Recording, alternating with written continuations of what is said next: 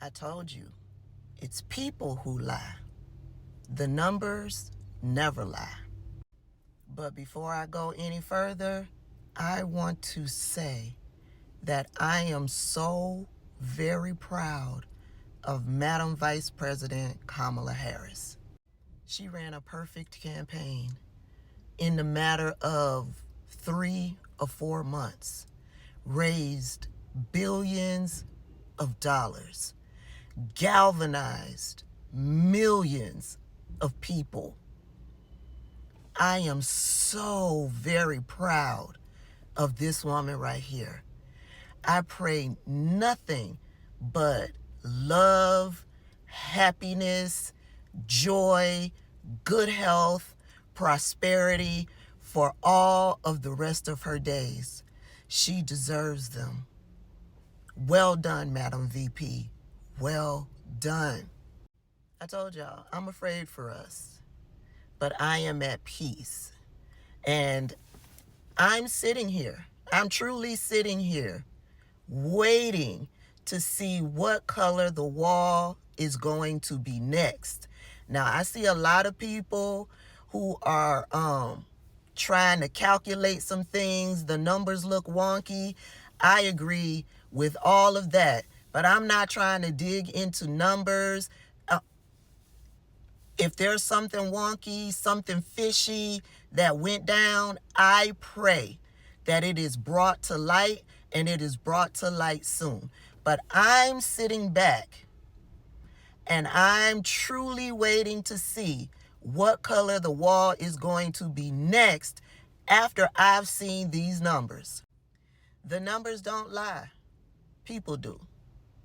And here are the numbers. White men, 59% voted for Donald Trump. White women, 52% voted for Donald Trump. Latino men, 54% voted for Donald Trump. Latino women, 37% voted for Donald Trump. All other races, ethnicities, 40% voted for Donald Trump. Black men, black women, our numbers have not changed. We are clear on who these people are.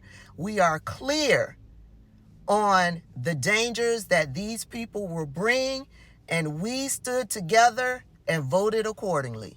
So I want to make it clear, as you look at these numbers on the screen, I want to make it clear that the people who didn't vote and could vote, the people who voted uncommitted, if they voted uncommitted, the people that were discouraging other people not to vote, and the people who did vote and voted for Donald Trump, this is what they're going to get.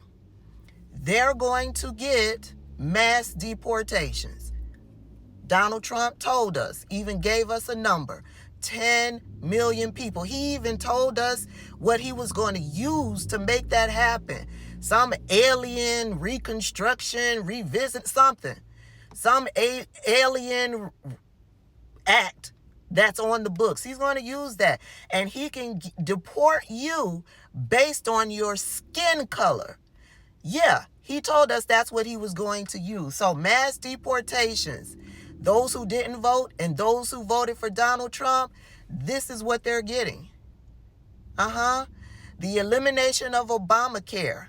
Yeah, those who didn't vote and those who voted for Donald Trump, that's what they're getting. The elimination of the Department of Education. Those who didn't vote and those who voted for Donald Trump, this is what they're getting. Because Donald Trump told us with his own mouth, this is what he's going to do. The elimination of Social Security and Medicare, entitlement programs. This is what those who didn't vote and those who voted for Donald Trump, this is what they're going to get, right? National abortion bans. This is what they're going to get. No-fault divorces. White women, when your husband is beating you upside the head, when they are mentally abusing you, and subjecting you to servant levels, you won't be able to just get a divorce. That's what you voted for. That's what you'll get.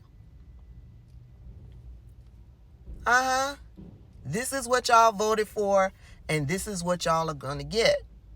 And to the 20% of black men who voted for Donald Trump, you voted for indemnification of the police.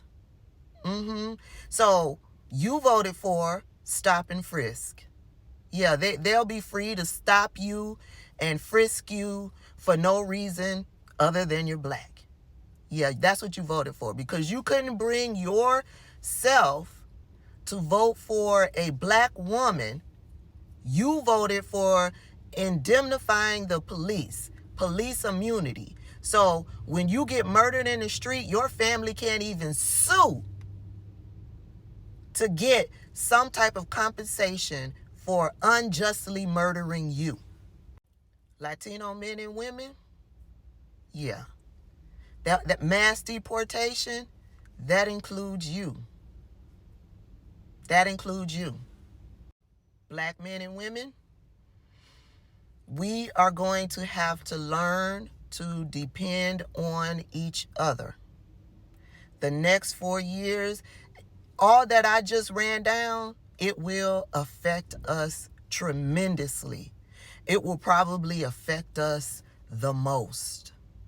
But we didn't choose this. We didn't choose this. We were on the right side of history.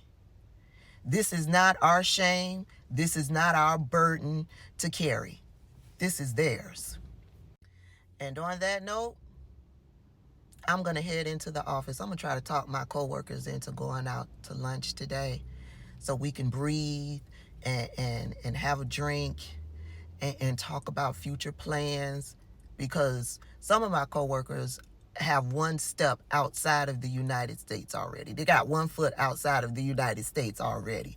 Me, I'm going to start really working on trying to get my mom to agree to move outside of the United States. I know it'll be futile, but I will definitely be working on my mother, getting her to pack up and move outside of the United States. Y'all get in contact with your family.